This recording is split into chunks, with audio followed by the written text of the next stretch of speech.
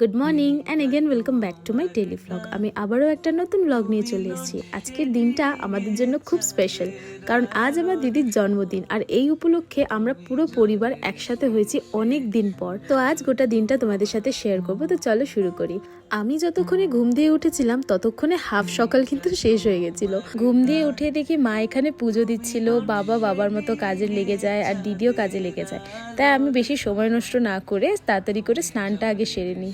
এবার হয়ে নেবো রেডি, কারণ সবার আসার সময় হয়ে যায়। দাঁড়াও, তোমাদের আগে আমার ড্রেসটা দেখাই। এই ড্রেসটা না আমি নতুন কিনেছি জুডিও থেকে, তাই আমি সামনে রেখে দিয়েছিলাম, ভাবলাম যে দিদির বার্থডের দিন পরবো এটা। আর দেখো পরেও নিলাম। এই ড্রেসটা কিন্তু আমার ভীষণই পছন্দ হয়েছিল। তোমাদের এই ড্রেসটা কেমন লেগেছে অবশ্যই কিন্তু জানিও। এরপর করে নেবো আমি আমার স্কিন কেয়ার। ততক্ষণে আমার বোন চলে আসে। দেখো আমায় দেখে কতটা খুশি হয়েছে, ঠিক ততটাই আমিও খুশি হয়েছিলাম, কারণ অনেক দিন পর আবার ওর সাথে দেখা হয় আমার। এক এক করে এখন সবাই চলে আসে।